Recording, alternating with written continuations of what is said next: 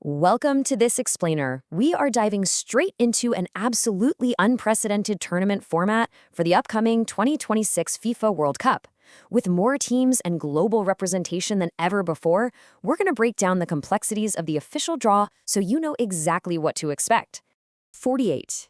Yeah, that is the magic number for 2026.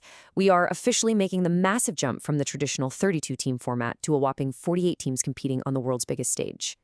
To fit all this incredible global talent, the tournament's been structured into 12 distinct groups. So it's officially the biggest World Cup yet, which fundamentally changes the whole dynamic of the group stage. Here's our game plan for today. First, the big picture, draw pots. Second, breaking down groups A through D. Third, exploring groups E through H. Fourth, unpacking groups I through L. And finally, the final whistle.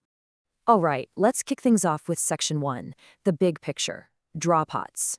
So FIFA separates these teams into 4 draw pots, right? This is to ensure competitive balance across the board.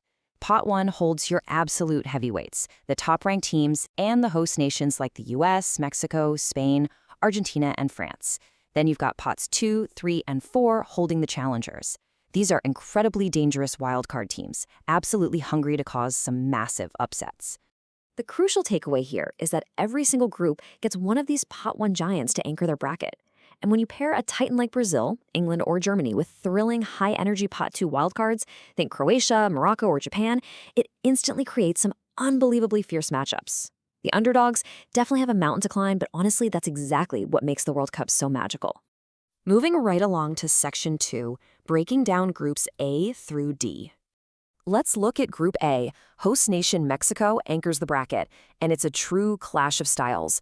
They're facing off against the dynamic play of South Africa, the relentless engine of South Korea, and a highly organized Czech Republic side. Then just below that, Canada headlines Group B. They're in for a massive physical and tactical test against European stalwarts Switzerland and Bosnia and Herzegovina, alongside the 2022 host Qatar. Over in Group C, you've got the 5-time champions Brazil anchoring things. But they're going to be tested by the resilience of the 2022 semifinalists Morocco, an inspired Haiti, and a rugged Scotland. Group D, though, man, that is a tactical minefield. The United States leads a bracket featuring Paraguay, Australia, and Turkey. It's a super geographically diverse group where, frankly, anyone could comfortably take points off anyone else. Visualizing these brackets side by side really makes the reality of this expanded tournament set in. The tactical planning for these early clashes literally starts the second these slots are filled. Nations are immediately mapping out their immediate path to the knockout stages and analyzing their opponents' distinct systems. So, before we move to the next block, think about those first 4 groups for a second. Which of those early matchups already has you on the edge of your seat? The beauty of this group stage is that every fan sees a totally different storyline unfolding. Okay, let's keep the momentum going with Section 3, exploring groups E through H. Group E is anchored by a very determined Germany, and they're facing off against a vibrant mix of relentless pace with Curaçao, the Ivory Coast, and Ecuador. Meanwhile, the Netherlands leads a remarkably tricky Group F, featuring Japan, Sweden, and Tunisia. Honestly, this is a classic scenario where a top seed could easily stumble if they aren't fully prepared for such wildly contrasting tactical approaches.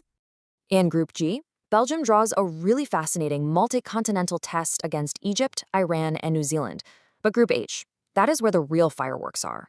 Spain matching up against a powerhouse like Uruguay is guaranteed to be a must-watch, heavy-hitting affair.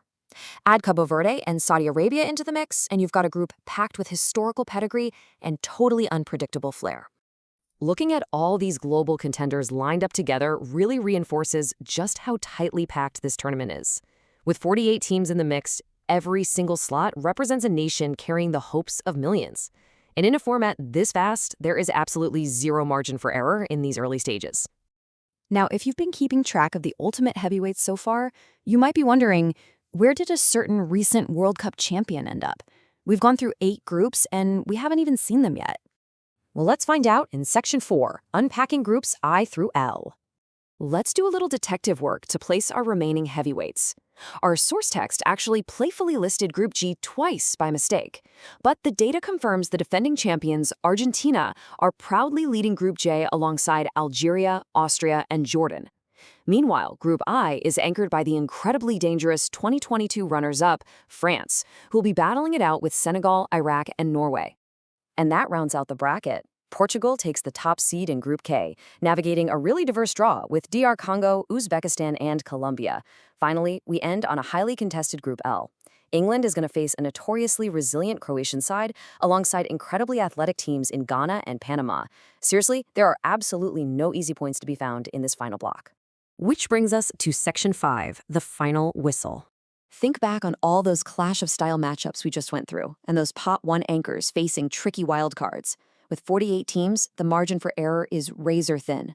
So I want you to head down to the comments and tell me, in this unprecedented new format, which of these 12 brackets is the true group of death? Thanks for joining me on this explainer, and we'll see you next time.